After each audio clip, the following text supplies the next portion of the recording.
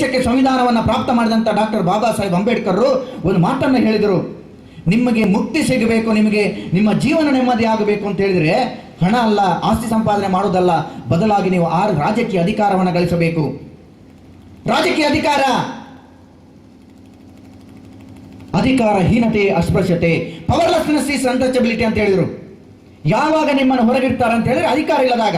ಮಲ್ಲಿಕಾರ್ಜುನ ಖರ್ಗೆ ದಲಿತನಾದರೂ ಇವತ್ತು ಸ್ಪರ್ಶರಾಗಿದ್ದಾರೆ, ಕಾಲಿಗಡ್ಡ ಬೀಳ್ತಾರೆ ಪಕ್ಷದ ನೇತಾರರು. ಅಧಿಕಾರ ಇದೆ. ನಾವು ಯಾವುದೇ ಬೊಬ್ಬೆ, ಯಾವುದೇ ಗಲಾಟೆ, ಯಾವುದೇ ಹೋರಾಟ, ಯಾವುದೇ ಪ್ರತಿಭಟನೆ ಮಾಡಿದರೂ ನಮ್ಮ ಸಮಸ್ಯೆಗೆ ಪರಿಹಾರ ಸಿಗೋದಿಲ್ಲ. ಕುದ್ರೋಳಿಯ ಜನ ಬುದ್ಧಿವಂತರಿದ್ದೀರಿ, ಪ್ರಜ್ಞಾವಂತರಿದ್ದೀರಿ, ವಿದ್ಯಾವಂತರಿದ್ದೀರಿ. ನಾನು ಒಂದು ಮಾತು ಹೇಳ್ತೇನೆ, ಸಮಸ್ಯೆಗೆ ಪರಿಹಾರ ಬಿಜೆಪಿ ಅಲ್ಲ, ನಮ್ಮ ಮತವನ್ನು ಹಾಕತಕ್ಕಂಥ ರೀತಿ, ವಿಧಾನ ಮತ್ತು ಹೆಜ್ಜೆ ಇದಾಗಬೇಕು. ಅನೇಕ ಬಾರಿ ಮೊನ್ನೆಯಿಂದ ಕೇಳ್ತಾ ಇದ್ದೇನೆ ನಾನು, ಓಟ್ ಹಾಳು ಮಾಡ್ಬಾರಂತ ದುನಿಯಾ, ಓಟ್ ಹಾಳು ಮಾಡ್ಲಿಕ್ಕೋಸ್ಕರ ನಿಂತಿದ್ದಾರೆ.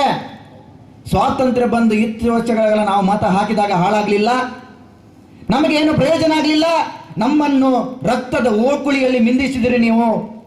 ನಿಮಗೆ ಗೊತ್ತಿರಬೇಕು, ಕಲ್ಲಡ್ಕ ಇಸ್ಮಾಯಿಲ್ 1977ರಲ್ಲಿದ್ದಂಥ ಮಹಾನ್ ನಾಯಕ ಇವತ್ತು ರಾಜ್ಯದ ಮುಖ್ಯಮಂತ್ರಿ ಆಗಿರ್ಬೇಕಿತ್ತು, ಇವತ್ತು ದೇಶದ ಮಂತ್ರಿ ಆಗಿರ್ಬೇಕಿತ್ತು. ಅಂತವರನ್ನ ಹೇಗೆ ಮಾಡಿದ್ರು ಗೊತ್ತೇನ್ರಿ ನಿಮಗೆ? ಅದಕ್ಕೋಸ್ಕರ ಆ ವಿಚಾರದಲ್ಲಿ ಕಾಂಗ್ರೆಸ್ ನಡೆದುಕೊಂಡ ರೀತಿ ಏನನ್ನೋದು ಗೊತ್ತಿದೆ ನಿಮಗೆ. ಅಲ್ಲಿಂದ ಇಲ್ಲಿವರೆಗೆ ಅಬ್ದುಲ್ಲಾ ಜಬ್ಬಾರ್ ಅವರಿಗೆ ನಡೆದಂಥ, ದಲಿತ ನಾಯಕ ಶಿವಪ್ಪ ಬಂಗೇರ್ ಅವರಿಗೆ ನಡೆದಂಥ ಎಷ್ಟೊಂದು ರಕ್ತಪಾತಗಳಿದ್ರೆ, ಕುದ್ರೋಳಿಯಲ್ಲಿ ಆದಂಥ ಗಲಾಟೆಗಳು ಸೇರಿದಂತೆ ಈ ದೇಶದಲ್ಲಿ ಕಾರಣ ಯಾವುದು? ಇವರೇ ಅಣ್ಣ ತಮ್ಮಂದಿರಂತಿರುವ ಕಾಂಗ್ರೆಸ್ ಮತ್ತು ಬಿಜೆಪಿ. ಇವತ್ತು ಹೇಳ್ತಾ ಇದ್ದಾರೆ SDPI ಉಂತುಂಡ ಬಿಜೆಪಿ ಬರ್ಕೊಂಡು. ಬಿಜೆಪಿ ಬಂದರೂ ಕೂಡ ನಮ್ಮನ್ನೇನು ಅಲುಗಾಡಿಸ್ಲಿಕ್ಕಾಗಲ್ಲ, ಒಂದು ಕೂಡಲು ಕೊಂಕಲಿಸಲಿಕ್ಕೆ ಆಗೋದಿಲ್ಲ. ಬಂಗರಕೇರಿ ಕಾರ್ಪೊರೇಟರ್ ಯೋಗೀಶ್ ಭಟ್ 4 ಸಾರಿ ವಿಧಾನಸಭೆಗೆ ಪ್ರವೇಶ ಮಾಡ್ತಾರೆ. ಈ ರಾಜ್ಯದಲ್ಲಿರ್ತಕ್ಕಂಥ 224 ವಿಧಾನಸಭಾ ಕ್ಷೇತ್ರಗಳಲ್ಲಿ ನಮ್ಮ ಜನಸಂಖ್ಯೆಗೆ ಅನುಗುಣವಾಗಿ ಪ್ರಾತಿನಿಧ್ಯ ಸಿಗಬೇಕು. ಮುಸ್ಲಿಮರ ಜನಸಂಖ್ಯೆ ಎಷ್ಟು, ಕ್ರೈಸ್ತರ ಜನಸಂಖ್ಯೆ ಎಷ್ಟು, ಹಿಂದುಳಿದ ವರ್ಗದ ಜನಸಂಖ್ಯೆ ಎಷ್ಟು, ದಲಿತರ ಜನಸಂಖ್ಯೆ ಎಷ್ಟು? ನಮ್ಮ ಮತವನ್ನು ನಮಗೆ ಹಾಕಿದ್ರೆ ನಾವು ಗೆಲ್ತೇವೆ ಸ್ವಾಮಿ.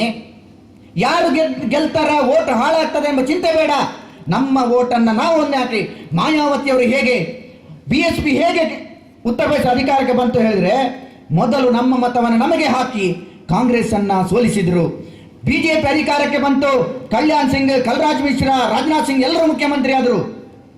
ನಂತರ 4 ಬಾರಿ ಮಾಯಾವತಿ ಉತ್ತರ ಪ್ರದೇಶದ ದೇಶದ ಅತಿ ದೊಡ್ಡ ರಾಜ್ಯದ ಮುಖ್ಯಮಂತ್ರಿಯಾಗಿ 4 ಸಲ ಪ್ರಮಾಣ ವಚನ ಸ್ವೀಕಾರ ಮಾಡಿದರು. ದಲಿತ ಮಹಿಳೆ, ನಿಮಗೆ ನೆನಪಿರಬೇಕು, ಇಷ್ಟೊಂದು ಯುವಕರು ಇರಲಿಲ್ಲ. ಅದಕ್ಕೋಸ್ಕರ ನಾನು ಹೇಳ್ತೇನೆ, ಈ ಚುನಾವಣೆಯಲ್ಲಿ ನಾವು SDPI ಪಕ್ಷದ ಒಂದು ಕುಡಿ ವಿಧಾನಸಭೆ ಪ್ರವೇಶ ಮಾಡುವಂಥದ್ದಾಗಬೇಕು. ಆ ಮೂಲಕ ನಾವು ಇಡೀ ದೇಶಕ್ಕೆ ಸಂದೇಶ ರವಾನೆ ಮಾಡಬೇಕು. ಕರ್ನಾಟಕದ 224 ವಿಧಾನಸಭಾ ಕ್ಷೇತ್ರಗಳ ಮೇಲೂ ಹಿಡಿತವನ್ನು ಸಾಧಿಸುವ ಮೂಲಕ ಮುಂದಿನ 5 ವರ್ಷಗಳಲ್ಲಿ ಕರ್ನಾಟಕ ವಿರೋಧ ಪಕ್ಷದ ನಾಯಕ SDPI ಶಾಸಕ ಆಗಿರ್ತಾನೆ. 10 ವರ್ಷಗಳ ನಡುವೆ ಈ ರಾಜ್ಯ ಚುನಾವಣೆಯಲ್ಲಿ SDPI ಪಕ್ಷದ ಮುಖ್ಯಮಂತ್ರಿ ಇರ್ತಾರೆ. ಯಾವುದೇ ಚಿಂತೆ ಬೇಡ. ಹಿಂದುಳಿದ ವರ್ಗದ ಮತ್ತು ಅಲ್ಪಸಂಖ್ಯಾತ ವರ್ಗದ ಮತ್ತು ದಲಿತ ವರ್ಗದ ಮತಗಳು 85% ಇದೆ. 100ರಲ್ಲಿ 85%. ಜಾಗೃತಿ ಆಗುವುದು ಹೇಗೆ ಅಂತ ಹೇಳಿದ್ರೆ ಒಂದು ಚಿಂತನೆ ಇದೆ.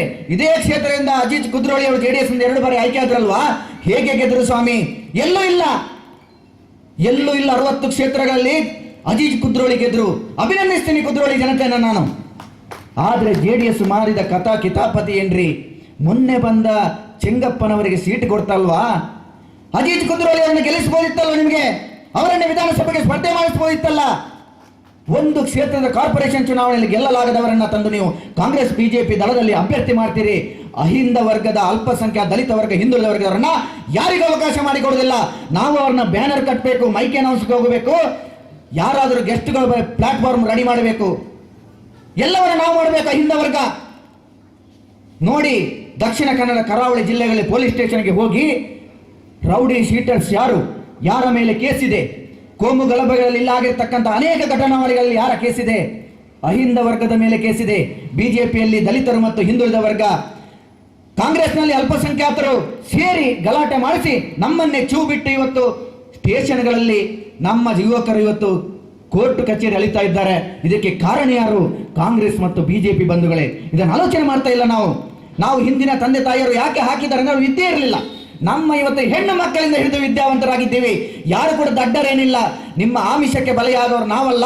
ಈ ಬಾರಿ ನಮ್ಮ ಪ್ರಜ್ಞಾವಂತಿಕೆಯನ್ನು ಪ್ರದರ್ಶಿಸಿ ನಮ್ಮ ಜಲೀಲ್ ಕೃಷ್ಣಾಪುರ ಅವರ ಆಟೋ ರಿಕ್ಷಾ ಚಿಹ್ನೆಗೆ ನಮ್ಮ ಮತವನ್ನ ಇಟ್ಟು